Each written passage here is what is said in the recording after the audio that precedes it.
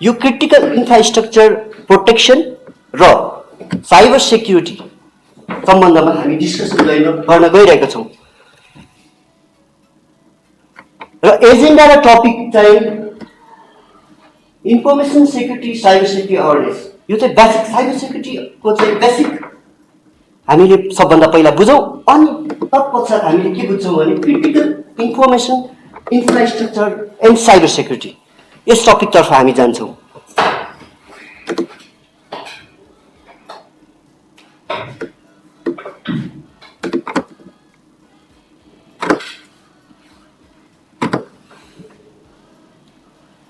अब हामी information security अथवा साइबर सेक्युरिटी सम्बन्धी हामीले बुझ्न गइरहेका छौँ। Information security cyber security, critical information infrastructure protection. Critical information भन्ने बित्तिकै डेटा हो र यो डेटा चाहिँ हामी सुरक्षित गर्नुपर्छ भन्ने सम्बन्धमा सबभन्दा पहिला हामी बेसिक इन्फर्मेसन सेक्युरिटी सम्बन्ध जाउँ र हामीलाई किन चाहिन्छ त security? Why do I need to learn about security? यो चाहिँ आइटी प्रोब्लम होइन। हाम्रा इन्जिनियर साथीहरू पनि हुन्छ, कम्प्युटर इन्जिनियर साथीहरू, उहाँहरूलाई कम्प्युटर इन्जिनियरकै मात्रै प्रब्लम हो त? यस सम्बन्धमा चाहिँ म विस्तृत आफ्नो प्रेजेन्टेसन पहिला सुरु गर्छु, त्यसपछि हामी यसमा अन्त्यमा चाहिँ एन्सर आउँछ। ओके, 10/90 अथवा 90/10 रुलमा पनि साइबर सेक्युरिटीको चाहिँ standard, good security standard follow हुन्छ। फर इक्जाम्पल, तपाईँहरू चाहिँ आफ्नो शनिबारको दिन घुम्न जानुहुन्छ, आज फ्राइडे हो, भोलि स्याटरडे, भोलि तपाईँहरू घुम्न जानुहुन्छ, अनि घुम्न जाँदाखेरि चाहिँ तपाईँले के गर्नुहुन्छ? ढोका बन्द गर्नुहुन्छ, घरको ढोका बन्द गर्नुहुन्छ, झ्याल ढोका बन्द गरेर तपाईँहरू घुम्न जानुहुन्छ सपरिवार। यदि कोही छैन भने तपाईँहरू अब भोलि स्याटरडे चाहिँ एउटा चाहिँ फुर्सदको दिन, छुट्टीको दिन घुम्न जानुहुन्छ, त्यसमा तपाईँले ढोका बन्द गर्नुहुन्छ। ढोका बन्द गरेर मात्रै तपाईँको घर सेफ होला त? अथवा तपाईँको घर चाहिँ सुरक्षित होला? त्यो नहुन सक्छ, किनभने त्यो भनेको टेक्निकल पार्ट हो र त्यसमा तपाईँले चाबी पनि लाउनुहुन्छ। घरको ढोका भयो, फलामे ढोका भयो त एउटा कुरा, हाम्रो त काठको ढोका हुन्छ प्रायः जस्तोमा, र त्यसमा चाहिँ तपाईँले चाबी लाउनुहुन्छ। त्यो चाहिँ तपाईँको ढोका चाबी भनेको चाहिँ तपाईँको टेक्निकल कुरा हो, त्यो भनेको 10% कुरा। 90% भनेको चाहिँ आफैमा भर पर्छ। तपाईँले चाहिँ झ्याल लाउनु भएको छ छैन त्यो कुरा छैन है। झ्याल लाउनु पर्यो, तपाईँले आफ्नो चाहिँ ढोका बलियो बनाउनु पर्यो, तपाईँको फलामे ढोका बनाउनु पर्यो अथवा राम्रो ढोका बनाउनु पर्यो, अथवा सिम्पल ढोका बनाएको छ अनि चाबी लगाएर मात्रै त भएन नि। सो यसमा के हुन्छ भने 10% सेक्युरिटी सेफगार्ड टेक्निकल होइन, 90% भनेको चाहिँ तपाईँ नै हो। किनभने तपाईँसँग चाहिँ होइन मैले राम्रोसँग चाहिँ ढोका बनाएको छु, मैले फलामे ढोका बनाएको छु, यो चाहिँ चोरले भत्काउन सक्दैन भन्ने भए पनि त्यो भनेको चाहिँ तपाईँ नै हो है। तपाईँबाट चाहिँ सुरु हुन्छ सेक्युरिटी भनेको। र इन्फर्मेसनको कुरा गर्दाखेरि चाहिँ हाम्रो पासवर्डको कुरा गरौँ। फेसबुक, अहिले त सबैले फेसबुक चलाउनुहुन्छ, त्यसपछि तपाईँहरूले जिमेल चलाउनुहुन्छ, तपाईँले आफ्नो सबै अहिले त सबै डिजिटल भइसक्यो। पासवर्डको कुरा गरौँ, तपाईँको डेबिट कार्डको कुरा गरौँ, अनि ट्राभल इन्फर्मेसनको कुरा गरौँ, इम्प्लोइ इन्फर्मेसन, इमेल एड्रेसका कुरा गरौँ, र यो सबै भनेको चाहिँ एसेट हो, इन्डिभिजुअल र बिजनेसको लागि एसेट हो। त्यसकारण इन्फर्मेसन भनेको डेटा हो, डेटाबाट इन्फर्मेसन बन्छ, र इन्फर्मेसन भनेको चाहिँ प्रोटेक्ट गर्नुपर्छ हामीले। कुनै पनि संस्थाको डेटा ह्याक भयो भने कस्तो हुन्छ? संस्थापट्टि रिपुटेसन घट्छ, संस्थालाई गाह्रो हुन्छ होइन। त्यस्तै सबै सेक्टरमा चाहिँ इन्फर्मेसन इम्पोर्टेन्ट छ। सबभन्दा ठुलो कुरा भनेको फाइनेन्सियल इन्फर्मेसन। अब तपाईँको फेलियरका कुरा गरौँ, यसमा चाहिँ अब अघि मैले भनिसकेँ ब्याड रिपुटेसन हुन्छ, लस अफ इम्प्लोइ ट्रस्ट पनि हुन्छ होइन, अनि फ्रड र डिस्क्रिमिनेसन हुन्छ, र failure to properly secure and protect confidential business इन्फर्मेसनले चाहिँ हामीलाई धेरै हानि गर्दछ। र के हुनसक्छ भने यो चाहिँ अहिले मैले तपाईँलाई स्क्रिनमा देखाएको छु, demat account holders client database. यो चाहिँ डार्क वेब भन्ने छ, एउटा डार्क वेबमा तपाईँको के जेरो डे मार्केटमा चाहिँ बेचेको इन्फर्मेसन। कति तपाईँको डिमाट खाता सुरक्षित छ त, अर तपाईँको चाहिँ ब्याङ्कको इन्फर्मेसन सुरक्षित छ, अथवा तपाईँको कुनै इन्फर्मेसनहरू पर्सनल इन्फर्मेसनहरू सुरक्षित छ। तपाईँहरूले कति धेरै अहिले प्राइभेट कम्पनीहरूदेखि लिएर सरकारी सेवाहरूको लागि तपाईँहरूले चाहिँ इन्फर्मेसन दिनुहुन्छ, सुरक्षित होला त? यो सम्बन्धी चाहिँ हामीले बुझ्नुपर्छ। अर्को पोटेन्सियल थ्रेट्सहरू भनेको चाहिँ भाइरसहरू हुन सक्छन्, trojan, worms, spyware, other threat from inside, आन्तरिक थ्रेट पनि हुन सक्छ, इन्स्ट्यान्ट मेसेजिङका कुरा, P2P फाइल सेयरिङका कुराहरू र सोशल इन्जिनियरिङका कुराहरू हुन्छन्। र यो चाहिँ हाम्रो बेसिक कुराहरू भयो। र कमन थ्रेड भनेको मैले अघि भने सोशल इन्जिनियरिङका कुराहरू, म्यालिसियस सफ्टवेयरका कुराहरू र सोशल इन्जिनियरिङमा फिसिङ, एसमेसिङ र भिसिङका कुरा हुन्छन्। अब फिसिङ भनेको कस्तो छ भने अस्ति भर्खरै एउटा के भयो भने कुनै पनि एउटा चाहिँ पेमेन्ट इन्डस्ट्री, निकै ठुलो पेमेन्ट इन्डस्ट्रीको हामीले चलाउँछौँ नि अहिले, तपाईँको वालेटहरू चलाउँछौँ, कतिपय ब्याङ्कका मोबाइल ब्याङ्किङहरू चलाउँछौँ, र तपाईँको के छ भने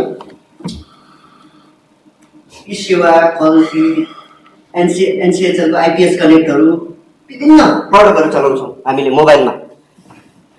र अस्ति भएर के भयो, एउटा पेमेन्ट सर्भिस अपरेटर अथवा पेमेन्ट सर्भिस प्रोभाइडर के हो फिसिङ साइट बनाइदिएछ, अनि त्यसमा युजर नेम पासवर्ड हालेपछि तपाईँको के छ इन्फर्मेसन ऊ हुने। साथसाथै अस्ति मोबाइलमा पनि आयो, सरहरूलाई थाहा छ, मोबाइलमा एउटा चाहिँ नेपालकै कसैले बनाएको, नेपालकै एउटा चाहिँ विद्यार्थीले बनाएको एउटा एप थियो, त्यो एकदम भाइरल भएको थियो, नेपालीको होइन, नेपालीको एक्ज्याक्टली। त्यो सम्बन्धी पनि तपाईँ के थियो, पैसा सबै तपाईँको त्यो इन्स्टल गर्ने बित्तिकै पैसा सबै गायब हुन्थ्यो अरे है, त्यो कुरा छ। स्मेसिङ भनेको तपाईँलाई लट्री जित्यो भनेर तपाईँको मोबाइलमा आउन सक्छ होइन, तपाईँको इमेलमा आउन सक्छ स्मेसिङको कुरा। अब भिसिङको कुरा भनेको भिडियो कल गरेर पनि ब्ल्याकमेल गर्नेहरू छ है, त्यो पनि हामीले एकदम विचार पुर्याउनुपर्छ। यो भनेको कमन थ्रेट्सहरू भयो। अर्को मालवेयरको कुरा मैले गरेँ, भाइरस, ओम, स्पाइवेयर र ऱ्यान्समवेयर। र अर्को अलमोस्ट 90% चाहिँ इमेलबाट आउँछ। इमेलमा तपाईँले कुनै पनि लिङ्कहरू चाहिँ क्लिक नगर्नु होला, ट्रस्टेड भए मात्रै क्लिक गर्ने, ट्रस्टेड छैन भने क्लिक नगर्ने। फर इक्जाम्पल हामीले कसरी चाहिँ त्यो हेर्न सक्छौँ भने तपाईँको अफिसियल इमेलबाट, तपाईँको अफिसबाट अफिसियल इमेलबाट आएको छ भने त्यसलाई क्लिक गर्ने, हेर्ने, अनि ट्रस्टेड भयो। अफिसियल इमेलबाट आएको छैन र तपाईँको इमेल पनि तपाईँको अलिकति बनावटी इमेल छ भनेपछि त्यो चाहिँ इमेल एड्रेस है, तपाईँले आइडेन्टिफाई गर्यो भने इमेल एड्रेस, त्यसमा चाहिँ तपाईँहरूले हेर्नुभयो भने चाहिँ ठ्याक्कै थाहा पाउँछ यो इमेल चाहिँ फेक हो भनेर, त्यो पनि हामीले उ गर्न सक्छौँ। अब फर इक्जाम्पल यहाँनिर हेरौँ, अब यो यस्तो खालको जिमेल याहुहरू अहिले अलिक देखाएको छु, जिमेल याहुहरूबाट त हामीले थाहा पाइहाल्छौँ, तर अर्कै इमेल हुन्छ, डोमेनहरू पनि। अनि त्यो डोमेन भनेको तपाईँको अलि कहिले पनि नदेखेको डोमेनहरू हुन्छ, त्यस डोमेनहरूमा चाहिँ तपाईँको त्यस्तो इमेलहरू हामीले एक्सेप्ट गर्नु हुँदैन। र स्पामहरूमा आइरहेको इमेलहरू पनि सकेसम्म नखोलौँ। यो ऱ्यान्समवेयरको कुरा छ। ऱ्यान्सम भनेको के हो? ऱ्यान्समवेयर भनेको चाहिँ तपाईँहरूलाई चाहिँ एउटा लिङ्क पठाउँछ, तपाईँले क्लिक गर्नुहुन्छ, त्यसपछि तपाईँको फाइल डेटाहरू चाहिँ के हुन्छ, तपाईँको सबै डिक्रिप्टेड हुन्छ है। अनि त्यो भएपछि तपाईँको फाइल सबै लक भयो। लक भएपछि के गर्छ भने अनि तपाईँलाई पैसा माग्छ, यति डलर देऊ, यति डलर पठाइदेऊ ब्याङ्क एकाउन्टबाट, अनि मात्र तपाईँको चाहिँ फाइलहरू खोलिदिन्छु भन्छ। त्यो भनेको ऱ्यान्समवेयर भनेको हामीले नेपालीमा डकैती भन्छ नि, ठ्याक्कै डकैती तरिकाले चाहिँ पैसा उ गर्ने त्यो तरिकाको है यो ऱ्यान्समवेयरको कुराहरू चाहिँ। अब यो राइज एकदम ऱ्यान्समवेयरको एकदम राइज भइरहेको छ। अब यो भनेको इक्जाम्पल भयो ऱ्यान्समवेयरको इक्जाम्पल। जस्तै यसरी बनाइदिन्छ, फाइलहरू सबै डिक्टेट गरिदिन्छ, यसरी तपाईँको फाइलै बनाउनु, अर्कै तपाईँको एक्सटेन्सन हुन्छ है। त्यसकारण हामी एकदम चलाखो हुनुपर्छ। आफ्नो ल्यापटपमा फाइलहरू चाहिँ प्रोटेक्ट गर्नको लागि एन्टिभाइरसहरू जस्ता इन्स्टल गर्नु पर्यो। त्यो भनेको एकदम सुरुवात है। पछि भनेको तपाईँको के छ भने पछिल्लो समयमा चाहिँ धेरै तपाईँको ह्याकिङका कुराहरू आउँछन् होइन। हामीले धेरै इन्टरनेटसँग कनेक्टेड, अहिले त सबै डिजिटल वर्ल्ड भयो, डिजिटल इन्फ्रास्ट्रक्चर होइन, डिजिटल वर्ल्ड भयो, सबै कनेक्टेड छ। हामी एक दिन फेसबुक चलायो भने कस्तो हुन्छ, कस्तो हामी सोसियल नभएको जस्तो लाग्छ। अहिले चाहिँ जमानै डिजिटल भइसक्यो।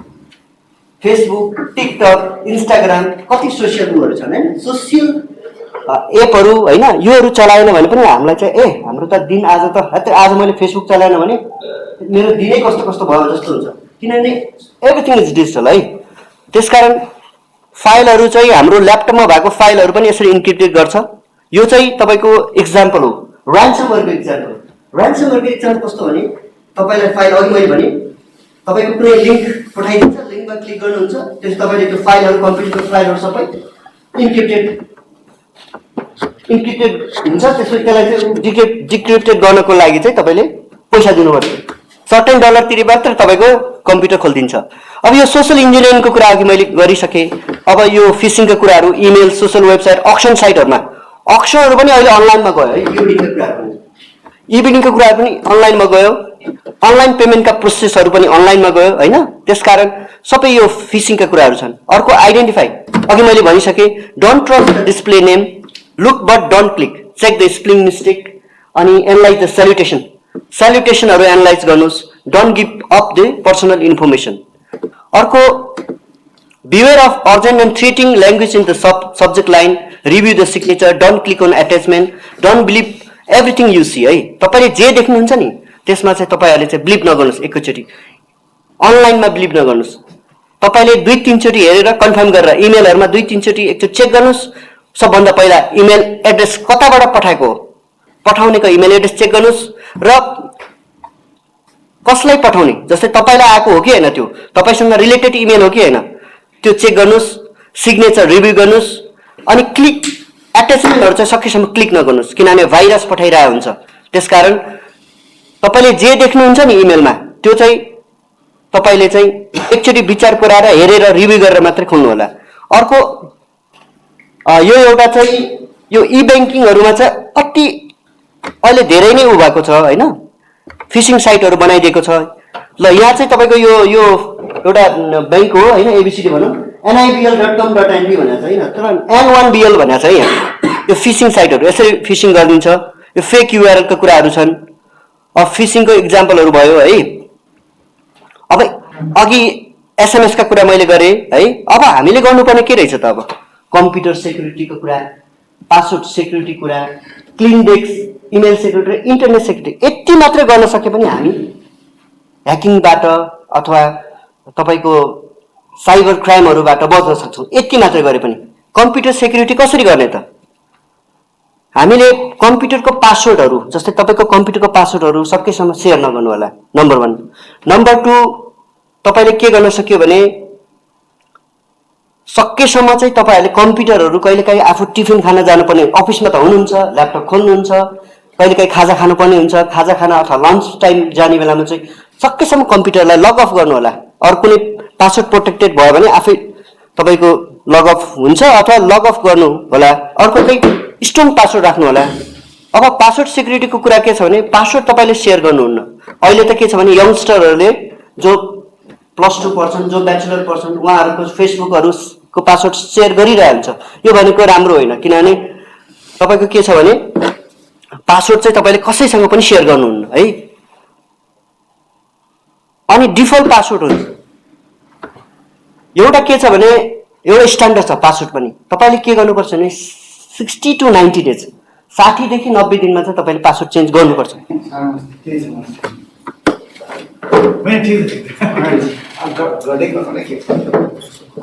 60 देखि 90 दिनमा पासवर्ड चेन्ज गर्नुपर्छ। र अर्को तपाईँले चाहिँ पासवर्डहरू चाहिँ इन्टरनेट ब्राउजरमा सेभ गर्नु हुँदैन सकेसम्म। हामीले स्ट्रङ पासवर्ड राखौँ, सकेसम्म स्ट्रङ पासवर्ड राखौँ, 10th क्यारेक्टर भन्दा लङ राखौँ है। अर्को upper case, lower case, numbers र नन अल्फा न्युमेरिक क्यारेक्टर्सहरू राख्न सकिन्छ। यो इक्जाम्पल भयो। अब वर्स पासवर्ड अफ 2015 भनेको छ। फर इक्जाम्पल अब यो वर्स पासवर्ड 2015 को मात्रै होइन, यो भनेको सधैँको लागि। जस्तै नेपाल 1 2 3 राख्नु भएन, 1 2 3 4 5 6 राख्नु भएन, पासवर्डको चाहिँ पासवर्ड राख्नु भएन, वेलकम राख्नु भएन, एबिसी 1 2 3 राख्नु भएन, अलिक गाह्रो पासवर्ड राख्नु पर्यो। क्लिन डेस्क पोलिसी, यो चाहिँ अफिसियल सर म्याडमहरूको लागि के छ भने अफिसमा तपाईँहरू काम गर्नुहुन्छ, त्यसपछि तपाईँहरूको कन्फिडेन्सियल डाटाहरू, फर इक्जाम्पल फाइनेन्स डिपार्टमेन्टमा त्यहाँ चाहिँ मोनिटरिङ भएका डेटाहरू हुनसक्छ फाइनेन्स डिपार्टमेन्ट। अरू डिपार्टमेन्टमा पनि एकदम तपाईँको एकदम कन्फिडेन्सियल डेटाहरू हुन सक्छन्। जस्तै फर इक्जाम्पल कम्पनी सचिवको चाहिँ टेबलहरूमा अथवा चेयरम्यानको टेबलहरूमा अथवा सिइओको टेबलमा चाहिँ एकदम कन्फिडेन्सियल डेटा हुनसक्छ। सकेसम्म टेबलमा नराख्ने। कहीँ कतै जानुपर्ने हुन्छ टिफिन खाना अथवा तपाईँले चाहिँ लन्च खाना जानुको बेला चाहिँ तपाईँले कमसेकम त्यो कन्फिडेन्सियल डेटाहरू चाहिँ टेबलमै छाडेर नजानु होला। यसले पनि तपाईँको डेटा सुरक्षित हुँदैन। अर्को प्रिन्टर फ्याक्सहरूमा पनि के गर्न सक्छ भने प्रिन्टर र फ्याक्स मेसिनहरूमा पनि मेमोरी हुन्छ है। तपाईँहरूलाई थाहा छैन मेमोरी हुन्छ। मेमोरीमा डेटा स्टोर हुन्छ। सकेसम्म तपाईँको के छ भने कहिलेकाहीँ हामीले चाहिँ प्रिन्ट गर्दाखेरि चाहिँ के हुन्छ प्रिन्ट गर्छौँ त्यसपछि आएर तपाईँको के हुन्छ बत्ती झ्याप्प गइदिन्छ अनि बत्ती गएपछि अब ओके अब यो प्रिन्ट क्यान्सल पनि गरिएको छैन छोडिदिउँ भन्ने हुन्छ। तर होइन प्रिन्ट क्यान्सल गर्ने बानी गरौँ है। त्यो भएपछि तपाईँको डेटाहरू चाहिँ हुन्छ। अनि सकेसम्म चाहिँ मेसिन हुन्छ नि एउटा तपाईँको श्रेडर मेसिनहरू एकदम कन्फिडेन्सियल कागजमा कन्फिडेन्सियल छ भने श्रेडर मेसिनहरूमा चाहिँ तपाईँले चाहिँ त्यसलाई चाहिँ ड्यामेज गर्नु होला कन्फिडेन्सियल यदि डेटाहरू छ अथवा कागजमा लेख्नु भएको छ भने। अब व्हाइट बोर्डको कुराहरू छन्। सकेसम्म तपाईँको ल्यापटपमा स्टिकी नोटहरू हुन्छ त्यो चाहिँ स्टिकी नोटमा पासवर्डहरू नराख्नु होला। अनि अर्को यदि वर्क स्टेसनहरूमा चाहिँ लक गर्नु होला। जस्तो वर्क स्टेसन भन्नाले सर्भरहरू तपाईँहरूको हरेक अर्गनाइजेसनमा सर्भरहरू हुन्छ त्यसमा चाहिँ तपाईँले चाहिँ यदि सर्भर छ भने पनि के गर्नु पर्यो भने तपाईँले चाहिँ त्यसलाई एकदम बचाउनु पर्यो। सर्भरमा चाहिँ नो इन्ट्री विदाउट पर्मिसन भनेर टास्नुहोस्। अनि त्यसमा चाहिँ तपाईँले कमसेकम जो मान्छे हुन्छ नि सम्बन्धित मान्छेलाई मात्रै इन्ट्री गर्ने त्यहाँ अनावश्यक मान्छेलाई इन्ट्री नगराउने। अर्को तपाईँको इमेल सिक्युरिटीको कुरा अघि मैले गरेँ एन्टिभाइरसहरू अपडेट गर्नु पर्यो होइन। अर्को इमेलका स्पामको कुरा इन्टरनेट ब्राउजिङको कुरा तपाईँको ब्राउज डाटाहरू चाहिँ रहिरहन्छ। Internet once you connected to internet तपाईँको चाहिँ डेटाहरू सबै इन्टरनेटमा गइसकेको हुन्छ है। सोसल मेनली चाहिँ सोसल उहरूमा। अब ब्याकअपको कुराहरू चाहिँ तपाईँले ब्याकअप गर्ने सिस्टम ब्याकअप डेटा ब्याकअपको कुरा चाहिँ एकदम नबिर्सिनु होला। भोलि तपाईँको ल्यापटप हराउला तपाईँको मोबाइल हराउला सकेसम्म 60 to 90 days अघि भन्यो नि हामीले जुन पासवर्ड चेन्ज गर्ने चाहिँ स्ट्यान्डर्ड छ 60 days 90 days। म पनि एउटा ब्याङ्कमा काम गर्थेँ। त्यो ब्याङ्कमा चाहिँ के गर्थ्यो भने 30 days 60 days र 90 days को चाहिँ रुल हुन्थ्यो। पासवर्ड तपाईँले चेन्ज गर्नै पर्थ्यो न त त्यो पासवर्डै एक्सपायर हुन्थ्यो कुनै पनि त्यो कोर ब्याङ्किङ सफ्टवेयरको। अनि ब्याकअप गर्नु होला तपाईँको ब्याकअपले चाहिँ तपाईँले के हुन्छ भने ब्याकअप गर्नुभयो भने तपाईँको डेटा चाहिँ सुरक्षित भयो। अब कहिलेकाहीँ फिजिकल फेलर अफ सर्भर र वर्क स्टेसन हुनसक्छ एक्सिडेन्सियल इरर थेफ्ट हुनसक्छ डिजास्टर हुनसक्छ फ्लड अर्थक्वेक हुनसक्छ र भाइरसहरूले इन्क्रिप्टेड र वाइप योर डेटा भनेको फर इक्जाम्पल ऱ्यान्समवेयरहरूले तपाईँको डेटाहरू इन्क्रिप्टेड गर्न सक्छ होइन। त्यसकारण हामीले के गर्नु पर्यो डेटालाई चाहिँ ब्याकअप गर्नुपर्छ है। त्यसकारण अघि मैले पहिला भनेको थिएँ यो चाहिँ आइटीको मात्र प्रब्लम हो त सेक्युरिटी होइन रहेछ नि त। Security is everyone's responsibility. अब यति चाहिँ मैले बेसिक कुरा चाहिँ भने होइन। बेसिक कुरा चाहिँ तपाईँहरूलाई चाहिँ मैले यो इन्फर्मेसन सेक्युरिटी र साइबर सेक्युरिटी सम्बन्धी चाहिँ तपाईँहरूलाई चाहिँ मैले यो प्रेजेन्टेसन गरेँ। अब चाहिँ तपाईँहरूलाई के लाग्छ भने अब साइबर सेक्युरिटी भनेको चाहिँ अहिले भनेको चाहिँ हाम्रो पर्सनल सेक्युरिटीहरूको लागि मैले कुरा गरेँ। यो भनेको इम्पोर्टेन्ट रहेछ है। यो सेक्युरिटी भनेको एभ्री वान रेस्पोन्सिबिलिटी रहेछ भनेपछि अहिले मैले भनेको बेसिक कुराहरू भनेको तपाईँ इन्डिभिजुअल व्यक्तिको लागि हो। अब राष्ट्रको लागि कस्तो खालको चाहियो त राष्ट्रको लागि पनि त सेक्युरिटी चाहियो नि।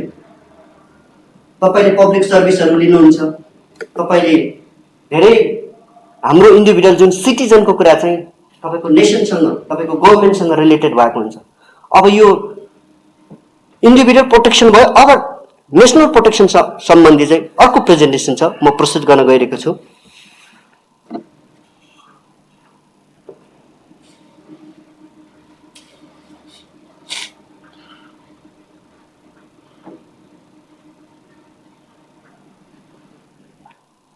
त्योभन्दा पहिला एउटा भिडियो चाहिँ हेरौँ। Hey guys, welcome to another exciting video by Simply Learn. In this video, we review the top 10 computer hacks of all time. But before we begin, if you're new here and haven't subscribed already, make sure to hit the subscribe button and the bell icon for interesting tech videos every day. Let's see what we have at number 10. From April 27, 2007, Estonia, the European country, faced a series of cyber attacks that lasted for weeks.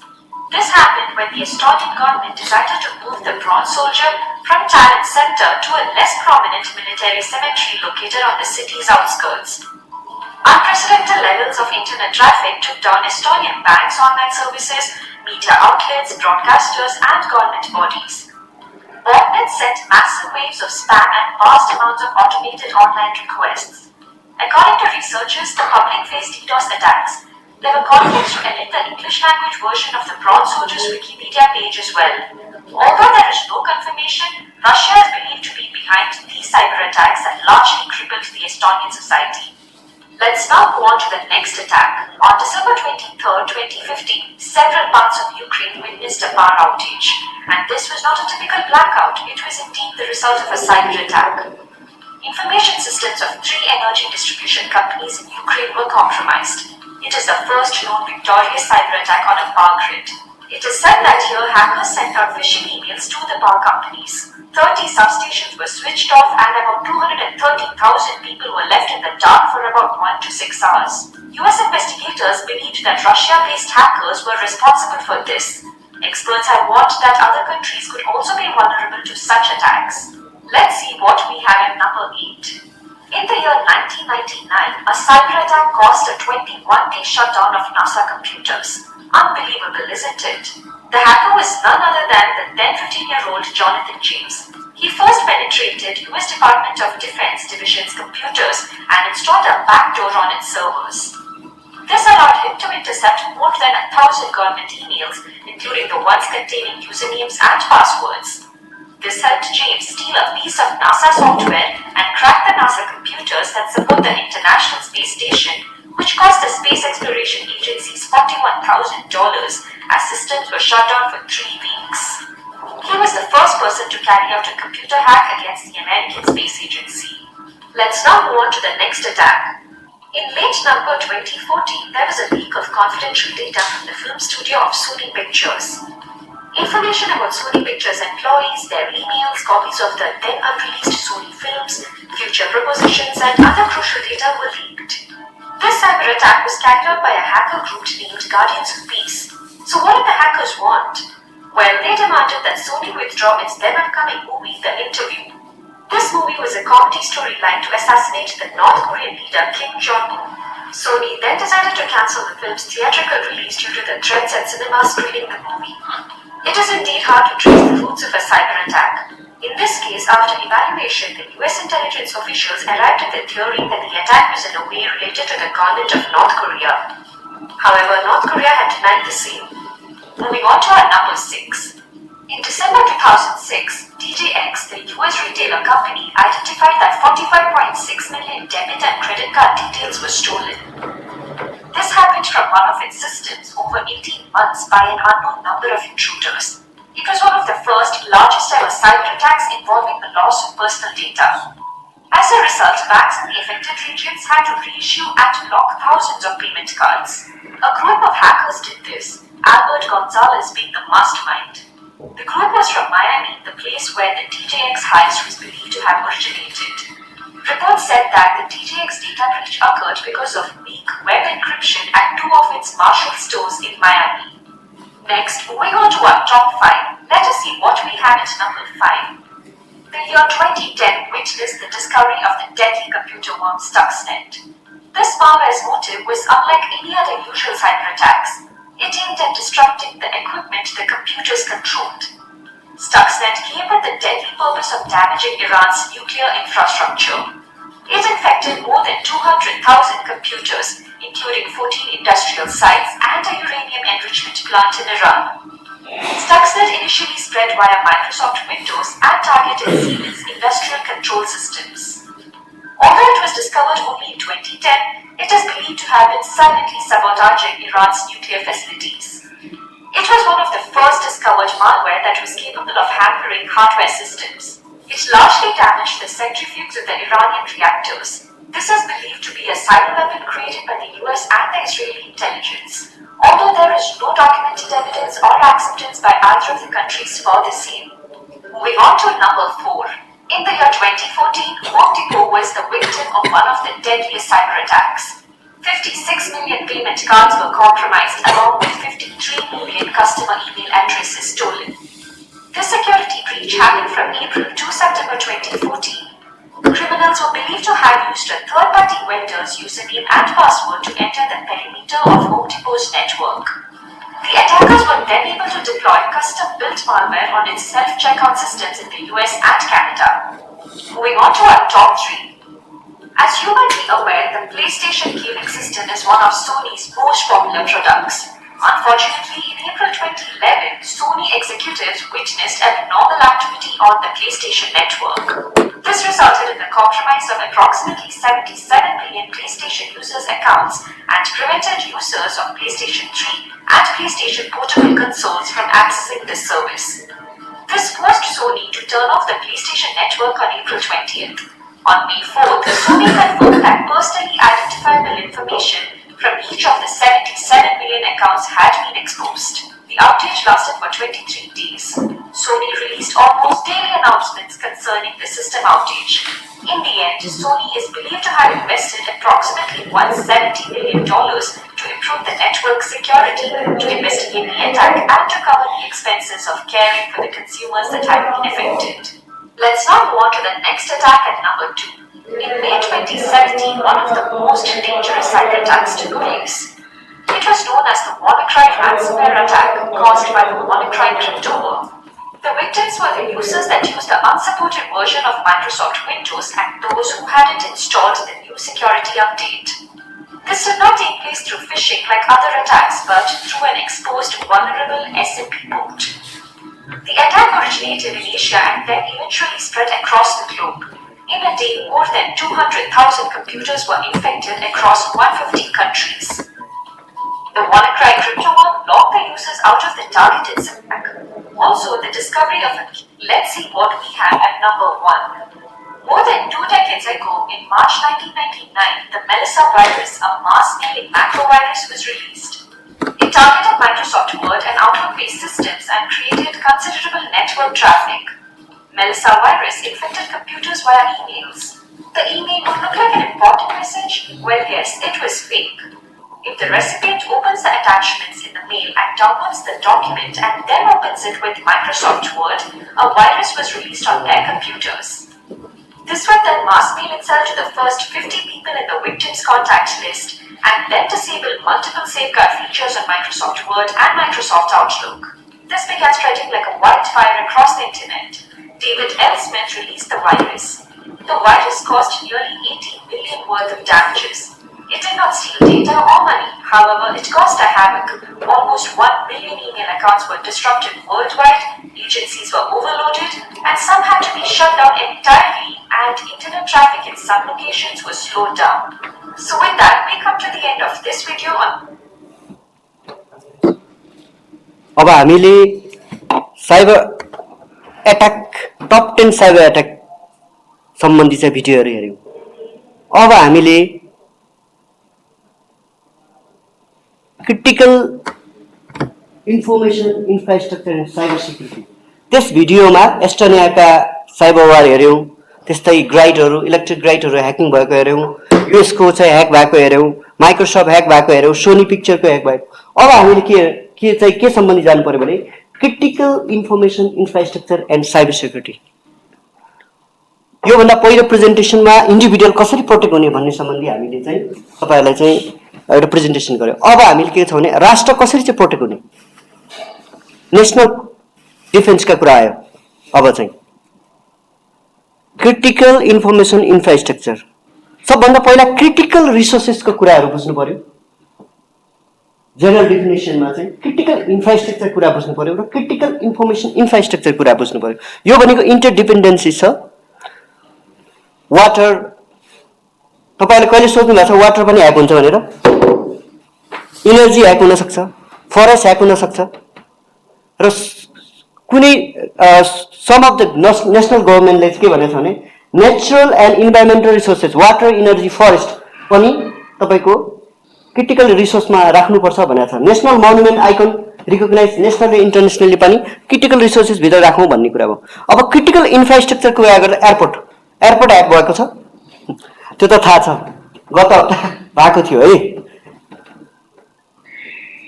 Power grid hack भएको छ, अघि हामीले भिडियोमा हेऱ्यौँ, power grid hack भएको छ। Road पनि hack हुन्छ है।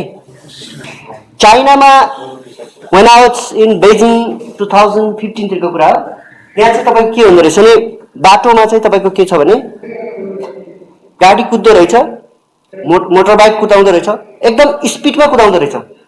साङ्घाई भन्ने ठाउँमा चाहिँ 30 मिलियन पिपुल, नेपालको जस्तै, नेपालको भन्दा अब लगभग नेपाल देशको पपुलेसन जति छ। त्यहाँ चाहिँ ट्राफिक पनि देखेन मैले। किन देखेन भनेको त तपाईँको रोडमा चाहिँ टेक्नोलोजी युज हुँदो रहेछ, जसले चाहिँ स्पिडमा कुदाउँछ नि त्यसलाई ठ्याक्कै कति हुन्छ भने 6 महिनामा उनीहरूको लाइसेन्स रिन्यू गर्ने, अनि 6 महिनापछि उहाँहरूले चाहिँ लाइसेन्स रिन्यू गर्ने बेलामा ठ्याक्कै उहाँलाई चाहिँ पक्रिँदो रहेछ। तपाईँले यो ठाउँमा यति बेला यति बजे तपाईँले स्पिडमा कुदाउनु भयो, फाइन तिर्नुहोस् अनि बल्ल लाइसेन्स रिन्यू हुन्छ भनेछ। भनेपछि कसरी भयो होला, उहाँहरूले टेक्नोलोजी युज गर्नुभयो रोड बनाउँदाखेरि। यहाँ कतिपय साथीहरू सिभिल इन्जिनियर पनि हुनुहुन्छ होइन, भनेपछि नेपालमा चाहिँ ठ्याक्कै थाहा भएन उहाँ चाहिँ कस्तो हुँदो रहेछ भने वायरलेस सेन्सर नेटवर्किङ भन्ने एउटा चाहिँ युज गर्दो रहेछ। इभन त्यहाँ ओलम्पिक पनि भएको थियो है चाइनामा, त्यो ओलम्पिकको त्यो ग्राउन्डमा पनि तपाईँको चाहिँ वायरलेस सेन्सर नेटवर्किङ फिट गरेको रहेछ। अनि त्यो फिट गर्दाखेरि जसले तपाईँको म्याराथनहरू रन गर्नुहुन्छ उहाँहरूको तपाईँको डिटेक्ट हुँदो रहेछ। इभन अहिलेको वर्ल्ड कपमा तपाईँको यो फुटबल भयो नि अहिले वर्ल्ड कपमा, त्यसमा पनि तपाईँको बलमा पनि तपाईँको टेक्नोलोजी युज भएको छ, ग्राउन्डमा टेक्नोलोजी युज भएको छ है। सो एभ्रिथिङ अब त सबै ठाउँमा युज हुन्छ technology, bridge, road, airport, dam सबैमा है। टेलिकम्युनिकेसन त अब मेन नै भयो, इन्फ्रास्ट्रक्चर नै भयो।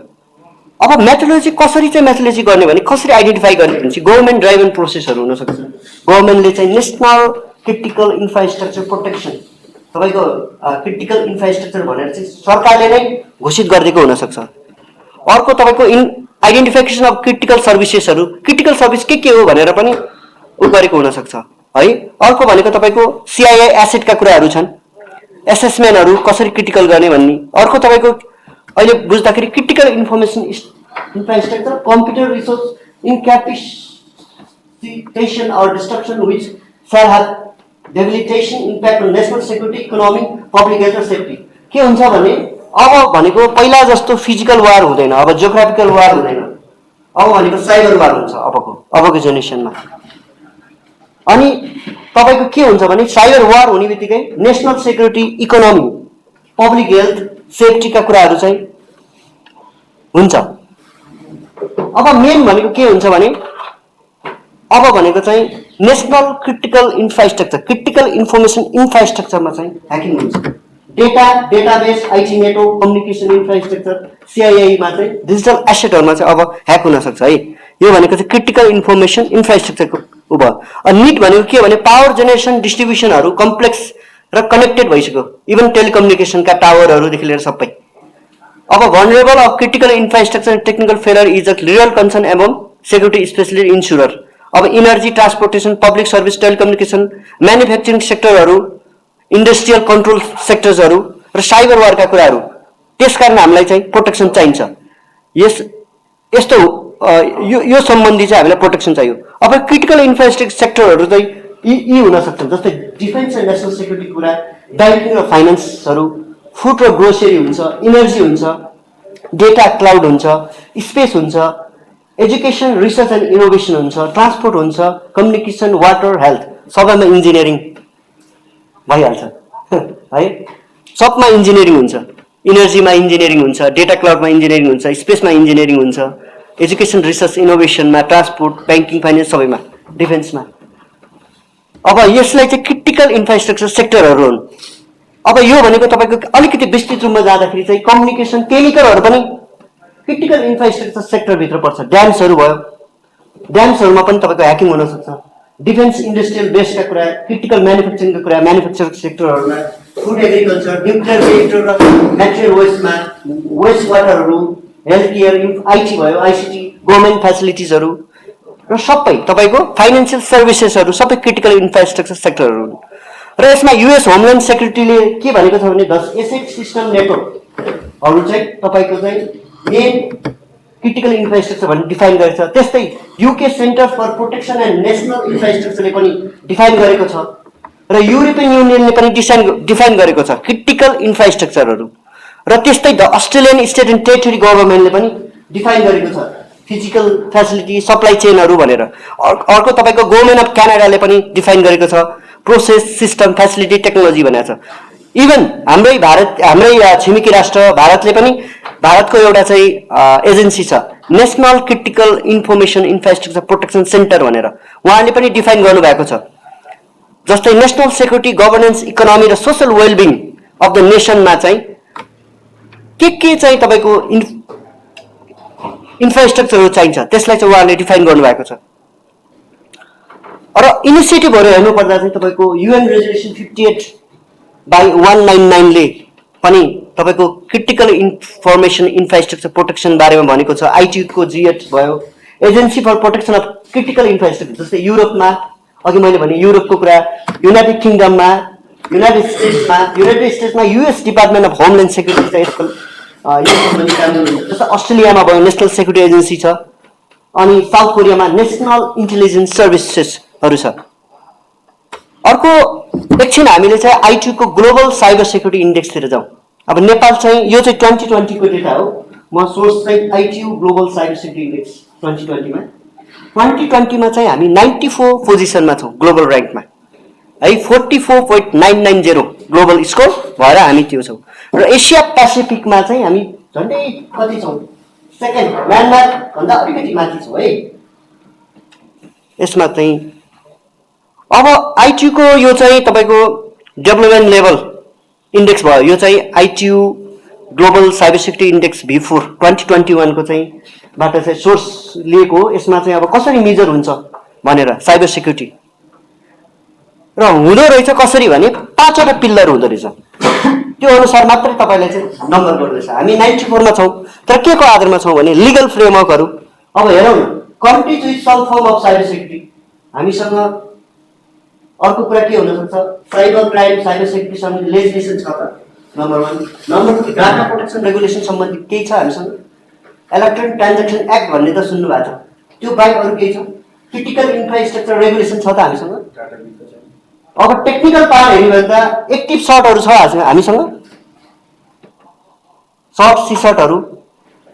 अर्को रिजनल सर्टहरूसँग हामी इन्गेज भएको छौँ त, नेसनल लेभलको कुरा है यो चाहिँ। चाइल्ड अनलाइन प्रोटेक्सन रिपोर्टिङ मेकानिजमहरू छ कुनै मन्त्रालयबाट होला त हामी कहाँ। अर्को अर्गनाइजेसनल कुराहरू हेर्छन् उहाँहरूले, नेसनल साइबर सेक्युरिटी स्ट्राटेजीहरू छ, साइबर सेक्युरिटी एजेन्सिजहरू छ, child online protection strategy initiative रिपोर्टेडहरू भयो। अर्को क्यापेसिटी डेभलपमेन्टका कुराहरू छन्, जस्तै क्यापेसिटी डेभलपमेन्ट भनेको यस्तै ट्रेनिङहरू, यस्तै टक सोहरू हुन्छ त बेला बेलामा साइबर सेक्युरिटी सम्बन्धी, अलिक कमै हुन्छ होला। कन्ट्रिज कन्डक्टेड साइबर अवेरनेसहरू इनिसिएटिभहरू, countries with cyber security R&D का प्रोग्रामहरू छन्, साइबर सेक्युरिटी सम्बन्धी कुनै R&D का प्रोग्रामहरू, इनोभेटिभ रिसर्च सेन्टरहरू छन्। यो सम्बन्धी चाहिँ कुनै साइबर सेक्युरिटी इन्डस्ट्रिजहरू छ त हामीसँग। र कोअपरेसनका कुराहरू गर्दा कुनै हाम्रो अलायन्सहरू, साइबर सेक्युरिटी अलायन्सहरू, हाम्रो देश चाहिँ नेपाल कुनै देशहरूसँग चाहिँ हामी छौँ। र यसमा चाहिँ हामीले हाम्रो मैले यहाँ आई टेक दिस अपर्च्युनिटी, हाम्रो संस्था सेन्टर फर साइबर सेक्युरिटी चाहिँ cyber alliance for mutual progress भन्ने, जो चाहिँ तपाईँको 64वटा अर्गनाइजेसनको 48वटा अर्गनाइजेसन सरी कन्ट्रीको चाहिँ हामी चाहिँ एउटा चाहिँ तपाईँको नेपालबाट 3टा संस्था छ। एउटा चाहिँ सेन्टर फर साइबर सेक्युरिटी, एउटा national IT centre, national information technology centre GIDC, र अर्को चाहिँ हजुरको राष्ट्रिय अनुसन्धान विभाग। यो 3टा चाहिँ मेम्बर छ है। यो कोअपरेसन हामीले पनि सुरुवात गरेका छौँ हाम्रो तर्फबाट, र हाम्रो इन्स्टिट्युट भनेको फर्स्ट इन्स्टिट्युट हो centre for cyber security research and innovation, चाहिँ रिसर्च साइबर सेक्युरिटी सम्बन्धी फर्स्ट इन्स्टिट्युसन हो। र यस्तै खालको इन्स्टिट्युसनहरू, रिसर्च इन्स्टिट्युटहरू, इनोभेसनहरू भएपछि मात्र उहाँहरूले चाहिँ ITU ले के गर्छ भने तपाईँको मार्किङ गर्दो रहेछ है, अहिले देखियो नि होइन। अनि यसमा मैले अघि भने 82वटा क्वेसन सोध्छ, 20 इन्डिकेटर हुन्छ, 5वटा पिलर हुन्छ, र ओभरअल स्कोर गर्छ। त्यसरी नै तपाईँको एसिया पेसिफिकमा कतिवटा देशहरू छन् जस्तै कतिवटा देश चाहिँ साइबर सेक्युरिटीमा चाहिँ इन्डेक्समा लागिरहेछ त्यही तरिकाले चाहिँ उनीहरूले चाहिँ क्याल्कुलेसन गर्छ है। अब हेरौँ अघि मैले भने डेभलपिङ कन्ट्री हाम्रो देशमा critical information infrastructure CII framework छ त? Nodal agency for taking measures to protect the nation critical information infrastructure छ त हामीसँग? हामीसँग साइबर सेक्युरिटी लज र एक्टहरू छ?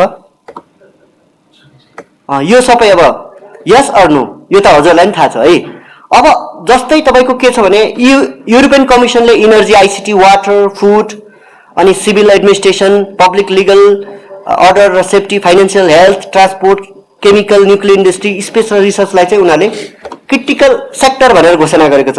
त्यस्तै बङ्गलादेशले energy telecom financial water ICT transport road monument र बिल्डिङलाई चाहिँ क्रिटिकल इन्फ्रास्ट्रक्चर भनेर लिस्ट गर्नुभएको छ। अब CII को डेफिनेसन अघि भयो होइन।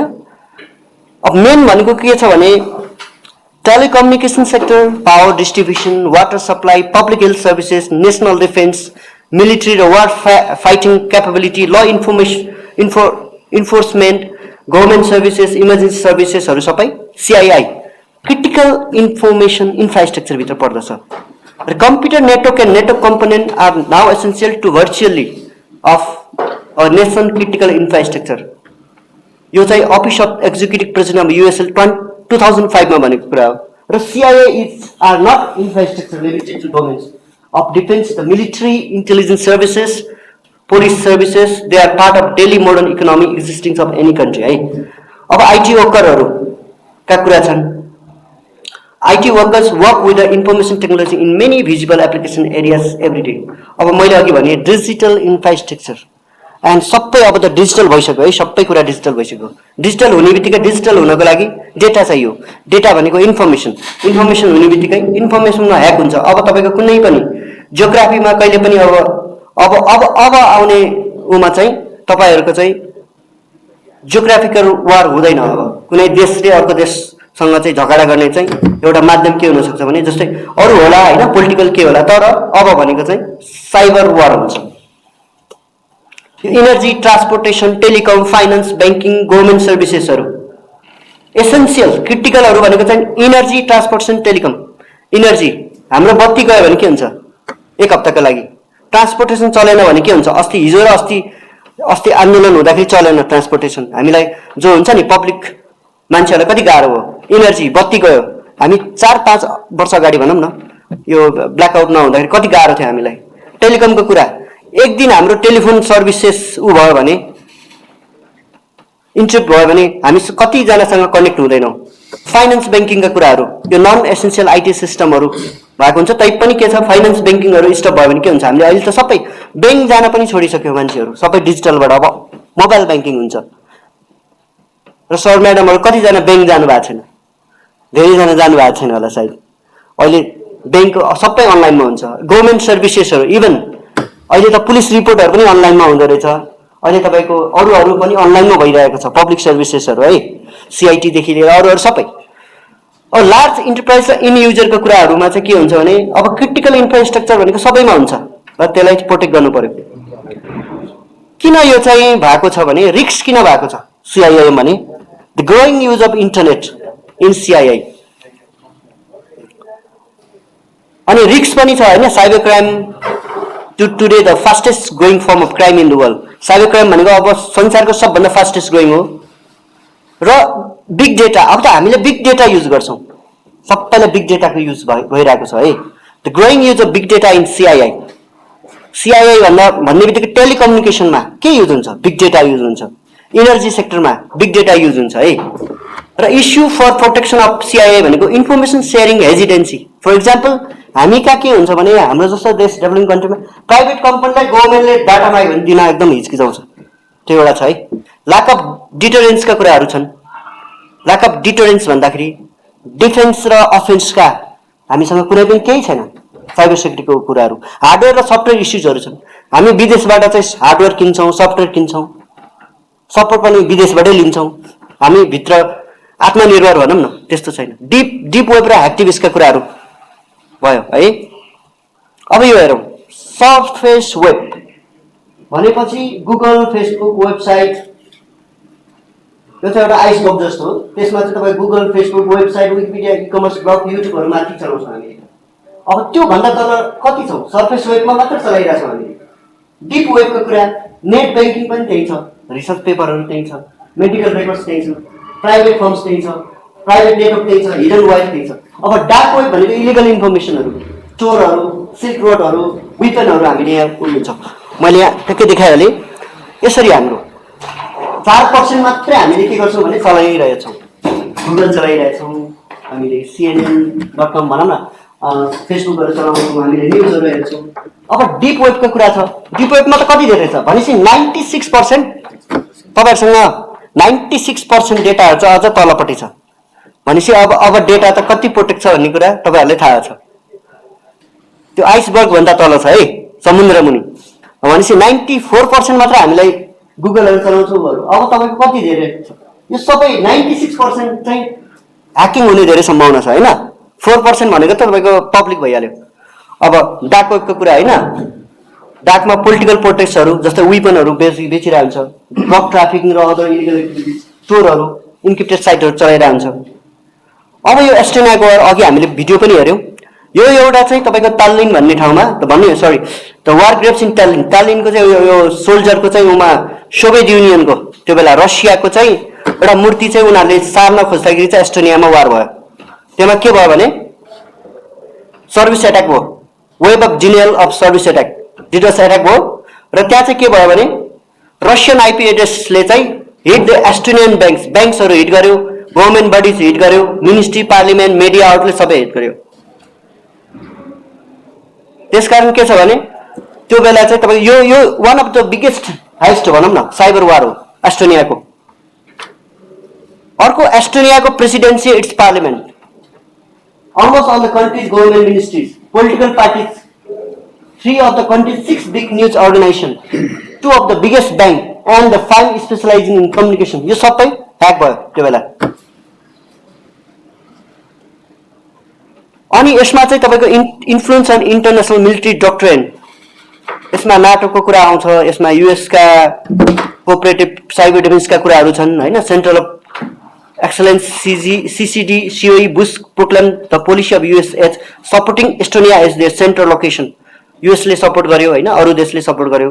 नाटोको कुराहरू भयो होइन, ब्रुसेलमा मिटिङ भयो, डिफेन्स मिनिस्टरको चाहिँ मिटिङ भयो। त्यही भएर यो एउटा वान अफ द बिगेस्ट हो। अब Bowman avenue dam cyber war, Iranian ह्याकरले के गर्यो भने Bowman avenue dam in New York चाहिँ तपाईँको अधीनमा लियो र gain control of the flood gates भनेपछि तपाईँको ब्ल्याकआउट भयो भनौँ न, ड्यामै तपाईँको ह्याक गरिदियो भनेपछि तपाईँको अब डेटाहरू फेसबुक चलाउने, ट्विटर चलाउने अथवा सोसियल मिडियामा चाहिँ ह्याक हुने होइन। अब त ठुला इन्फ्रास्ट्रक्चर, एयरपोर्ट ह्याक हुन्छ, ड्याम ह्याक हुन सक्छ, इलेक्ट्रिसिटीका ठुल्ठुला ग्राइडहरू ह्याक हुन्छ, टेलिकम्युनिकेसनका टावरहरू ह्याक हुन सक्छ है।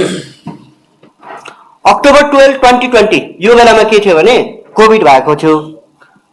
अनि के गर्यो भने चाहिँ तपाईँको मुम्बईमा मेगा सिटी हस्पिटलको चाहिँ त्यो एरियाको सबै ह्याक गरिदियो कोभिडको बेला। भनेपछि हस्पिटल खुल्ला, त्यो ह्याक गर्यो है। यो भनेको रसिया युक्रेनको वार तपाईँलाई थाहा छ। इन्डिया नेपालको वार तपाईँको यो के भन्छ टेरिटोरीको पश्चिमतिर, सुदूरपश्चिमतिर त्यो टेरिटोरीको वार थियो नि, त्यो बेलाको साइबर वार है यो चाहिँ। अब यो भनेको अघि मैले भनिसकेँ, telecom network, power grid, water डिफेन्सका कुरा, हेल्थ सर्भिस, क्लाउड टेलिकमका कुराहरू।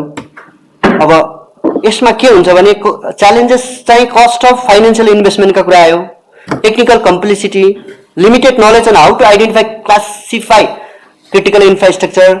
अब need of cyber security education र कल्चर रिथिङ पनि चाहियो। अघि मैले भने जस्तो चाहिन्छ है साइबर सेक्युरिटी। र अघि मैले के भने साइबर सेक्युरिटी भनेको एभ्री वान रेस्पोन्सिबल, अघि मैले त्यसलाई पनि जोडेँ है। अब चाहिँ के छ भने CIIP को लागि चाहिँ के गर्नु पर्यो त? Government, private sector, defence, research agency, academy र युनिभर्सिटिज, IT वर्कर्स र फ्रेन्डली कन्ट्रिजहरू एकीकृत हुनु पर्यो। हामी युनाइटेड भएर चाहिँ CIIP चाहिँ हामीले के हो, क्रिटिकल इन्फर्मेसन इन्फ्रास्ट्रक्चरहरू के हुन् त्यो आइडेन्टिफाई गर्नु पर्यो, त्यसपछि त्यसलाई चाहिँ प्रोटेक्ट गर्नु पर्यो। अब पहिला जस्तो जोग्राफी वार हुन्न होइन। वे फरवर्ड कन्क्लुजनमा के भन्छु भने 24/7 365 फरएभर है एब्सोल्युट क्लियर CIIP चाहिँ हामीलाई चाहिन्छ क्रिटिकल इन्फर्मेसन प्रोटेक्सन भनेको 24/7 365 फरएभर चाहिन्छ हाम्रो कम्प्युटरदेखि लिएर हाम्रो इन्फ्रास्ट्रक्चर सबै हामीले प्रोटेक्ट गर्नुपर्छ र अर्को कुरा सोलुसन के छ त boost to indigenisation inside border and territory भनेको छ नि त हाम्रो डेटा बाहिर जानुहुन्न हाम्रो डेटाहरू होस्ट बाहिर गर्नुहुन्न भन्ने त सुन्नुभएको छ नि क्लाउडहरूको कुराहरू हाम्रो सरकारी डेटा फाइनेन्सियल डेटा बाहिर होस्ट गर्नुहुन्न भन्ने पनि सुनेको छु त्यस्तो कुरा साइबर अफेन्स डिफेन्स प्रोटोकलहरू हामीले गर्नु पर्यो प्राइभेट पब्लिक पार्टनरसिप PPP का मोडलमा जानु पर्यो स्टार्टअप प्रमोसनमा जानु पर्यो र ग्लोबल कोलाबोरेसनमा जानु पर्यो अब हामीले गर्ने भनेको के हो भने अब CIIP फर नेपालको CIIP को लागि immediate implementation of cyber security law and act यो त हामीले cyber security law and act हामीले इमिडिएट इम्प्लिमेन्टेसन गर्नु पर्यो हामीले इस्टाब्लिस गर्नु पर्यो सर्टहरू सीसर्टहरू इस्टाब्लिस गर्नु पर्यो र अर्को मेन भनेको establishment of nodal agency for taking measure to protect the nationals critical information र इन्फ्रास्ट्रक्चर है अब मैले के गर्छु भने तपाईलाई हामीले एउटा विधेयक यसमा चाहिँ विधेयक एउटा उ गरेको छौं विधेयक हामीले यो साइबर सेक्युरिटी विधेयक त बनाएको छौं यस यो पास त भएको छैन तैपनि यो चाहिँ ड्राफ्ट हो यो नेशनल साइबर सेक्युरिटी ल हो यसमा चाहिँ हामीले चाहिँ ऊर्जासँग सम्बन्धित यो नेपाल सरकारकै है यो ऊर्जासँग सम्बन्धित सेवाहरू सूचना सञ्चार सम्बन्धी सेवाहरू खानेपानीसँग सम्बन्धित सेवाहरू स्वास्थ्य हेरचाहसँग सम्बन्धित सेवाहरू बैंक तथा फाइनेन्ससँग सम्बन्धित सेवाहरू सुरक्षा तथा आपतकालसँग सम्बन्धित सेवाहरू नागरिक उड्डयनसँग सम्बन्धित सेवाहरू सरकार समन्वय सम्बन्धी सेवाहरू सञ्चार माध्यमसँग सम्बन्धित सेवाहरू अन्य भनेको डिजिटल सूचना भण्डार सम्बन्धी सेवाहरू र यो सम्बन्धी चाहिँ हामीले क्रिटिकल इन्फ्रास्ट्रक्चर भनेर यहाँ चाहिँ हामीले चाहिँ उ गरेको छौं र त्यसकारण अब हामीले अघि भन्यौं पब्लिक प्राइभेट तपाईको प्राइभेट कम्पनी पनि हुनु पर्यो PPP का मोडलमा जानु पर्यो कोलाबोरेसन ग्लोबल कोलाबोरेसन गर्नु पर्यो हैन सरकार पनि एकीकृत भएर युनाइटेड भएर हामीले चाहिँ आफ्नो क्रिटिकल इन्फर्मेसन इन्फ्रास्ट्रक्चर चाहिँ प्रोटेक्ट गर्नु पर्यो भन्दै let's secure our planet together भन्दै म आफ्नो प्रेजेन्टेसन यही टुङ्गाउन चाहन्छु थ्यांक यू भेरी मच धेरै धन्यवाद अनलाइन मार्फत कुनै क्वेशन छैन एक क्वेशन छ भने सर सरले यो डार्क वेबको बारेमा भन्नुहुन्छ एउटा कुनै डेमो देखाउनुहुन्छ सर अहिले चाहिँ ठ्याक्कै छैन समयको ओले पनि पछि म तपाईलाई उ गरौँला नि म तपाईलाई भेटेर नै त्यस सम्बन्धी त्यसको URL चाहिँ पाउन अलि गाह्रो हुन्छ सर हैन डार्क वेब भन्नाले कस्तो खालको भने तपाईको डार्क वेब भनेको चाहिँ इलिगल वाला हुन चाहिँ हजुर जस्तै जेरो डे मार्केट भन्ने सुन्नु भएको छ होला है डार्क वेबमा चाहिँ इलिगल तपाईको के हुन सक्छ भने तपाईको टोर भन्ने छ ओनियन भन्ने हजुर ब्राउजर गर्नु भएको छ नि हजुर त्योबाट त इलिगल कामहरु हुन्छ ह्याकरहरुले प्राय ह्याकरले चलाउने त्यो सम्बन्धी म तपाईलाई गरौँ त्यो लिंकहरु चाहिँ यहाँ गर्न मिल्ला पछि तपाईसँग अरु कुनै अस्ति 14 दिनमा जुन एट्याक भयो नि हाम्रो गभर्नमेन्टको डोमेनहरुमा त्यो के थियो त्यो डिडोस एट्याक थियो नि अरु कुनै टाइपको थियो नि प्रवक्ताले चाहिँ डिडोस एट्याक भन्नुभयो हैन हजुर अब यस्तो छ त्यो चाहिँ तपाईको उहाँले भने अनुसार हैन किनभने अब हामीले त्यहाँ गर्न सके पनि हुन्न उहाँले भने अनुसार चाहिँ डिडोस एट्याकै भन्नुभएको छ त्यो डिडोस एट्याक भनेको कस्तो खालको हो भने जस्तै तपाईले कुनै एउटा चाहिँ अनलाइनमा फर एक्जाम्पल कुनै फुडमान्डु अथवा काइन्ड मैले एक्जाम्पल मात्र फुडमान्डुमा तपाईले बर्गर अर्डर गर्नुभयो तपाईले अर्डर गर्नुभयो रिक्वेस्ट चाहिँ तपाईको एकदम ट्रु रिक्वेस्ट गरे है तर तपाईको जस्तै कपी गरेर अरूले 1000 जनाले चाहिँ अर्डर गर्यो उहाँले अब कति अर्डर भयो 1000 जना र तपाई भने 1100 जना सरी 1001 सरी 1001 जना भयो हैन 1001 भएपछि 1001 वटा उहाँले के बनाउनु भयो बर्गर बनाउनु भयो तर तपाईले मात्र लिनु भयो अरु के भयो फेक हो नि त त्यो त हैन यस्तै खालको त्यो भनेको कस्तो खालको भने बाहिर कुनै उबाट चाहिँ तपाईको सर्भिसेसमा एट्याक भयो एकजना त पहिला तपाईको कुनै एउटा वेबसाइट खोल्न रिक्वेस्ट गर्यो भनौं न वेबसाइट खोल्न थाल्यो अथवा रिक्वेस्ट गर्यो त्यस्तो रिक्वेस्ट 1000 आएपछि के हुन्छ भने तपाईको डिडोस एट्याकमा चाहिँ हामीले गर्ने भनेको चाहिँ फिल्टरिङ गर्ने कास्टिङ गर्ने र आईपी ब्लकिङ गर्ने हो के उहाँले के गर्नुभयो भने आईपी ब्लकिङ गर्नुभयो शनिबारको दिन थियो आईपी ब्लकिङ भएपछि के भयो आईपी बाट के चल्छ एप्लिकेसन चल्छ, एप्लिकेसन ब्लक हो। तपाईँलाई अनलाइनबाट चल्ने जति छ नि त्यो जुन अहिले हामीले गुगल.com गर्छ नि, गुगलको आइपी छ होइन, हो त्यो आइपी चाहिँ ब्लक भएपछि के भयो, चल्दैन नि त, त्यस्तै भएको है। अरू कुनै छ? थप केही क्वेसन छ? थप केही? साइबर सेक्युरिटी रिसर्च एन्ड इनोभेसनका president professor doctor Sumana Sakya सरलाई आफ्नो केही मन्तव्य राख्न हार्दिक अनुरोध गर्न चाहन्छु। CIIP को मुख्य उद्देश्य के भन्दाखेरि एउटा रिसर्च एन्ड इनोभेसनतिर हामी लागेका छौँ। नेपालमा चाहिँ यो साइबर सेक्युरिटीलाई कसरी इफेक्टिभ इफिसियन्ट बनाउने होइन। साइबर र एउटा दुईवटा वर्ड छ, साइबर र सेक्युरिटी। साइबर भनेको अब किनभने साइबरभित्र धेरै कुराहरू पर्दछ, एप्लिकेसनहरू भयो, नेटवर्क भयो होइन, त्यसलाई चाहिँ एप्लिकेसनलाई पनि सेक्युर बनाउनु पर्यो, त्यसपछि आएर त्यसमा युज हुने सफ्टवेयरलाई पनि सेक्युर बनाउनु पर्यो, एप्लिकेसनलाई पनि सेक्युर बनाउनु पर्यो, नेटवर्कलाई पनि सेक्युर बनाउनु पर्यो। त्यसकारण चाहिँ यो कुराहरू सबै गर्नको लागि हामी युजर पनि एकदमै महत्त्वपूर्ण साथ हामीले सोच्नुपर्छ। युजरले गरेर के हुने भयो, सबभन्दा महत्त्वपूर्ण भनेको साइबर एट्याकहरू कहाँबाट हुन्छ भने युजरबाट हुने हो होइन। हामी जस्तै मान्छे, हामी जस्तै एक्सपर्टहरू यिनीहरूले नै गर्ने हो। त्यसकारण चाहिँ त्यसलाई प्रोटेक्सनहरू गर्नको लागि हामी सोच्नु पर्ने छ। डिटेक्सन पनि गर्न सक्नु पर्यो, डिटेक्सन अनुसार प्रोटेक्सन पनि गर्न सक्छ। त्यस कारण अब यो दुइटै शब्द एकै ठाउँमा मिल्दो रहेछ कि प्रोटेक्सन एन्ड डिटेक्सन भनेर भन्छ। डिटेक्सन पनि गर्ने, प्रोटेक्सन पनि गर्ने, त्यो दुईवटा बोर्डहरू एकदमै महत्त्वपूर्ण छ। त्यस कारण त्यो कुरालाई हामी फोकस गरिरहेका छौँ।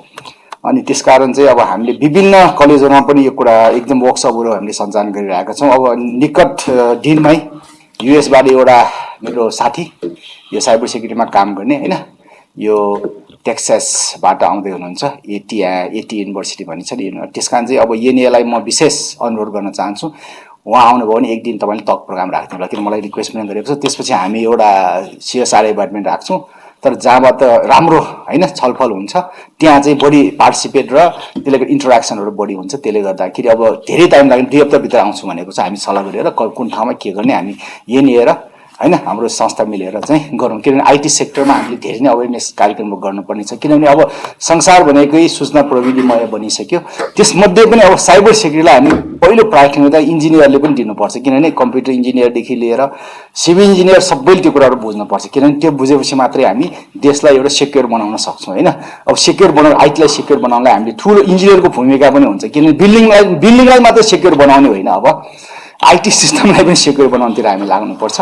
र म अन्तमा एकदमै धन्यवाद दिन चाहन्छु NEA ले आज जुन यस्तो कार्यक्रमहरू गर्नुभयो हाम्रो CSRI संस्थासँग मिलेर। त्यसकारण चाहिँ अझै पनि हरेक महिनामा चाँडै कार्यक्रम भन्ने कुरा म चाहन्छु र यति भने म धन्यवाद दिन चाहन्छु सम्पूर्ण सहभागी है त। Thank you.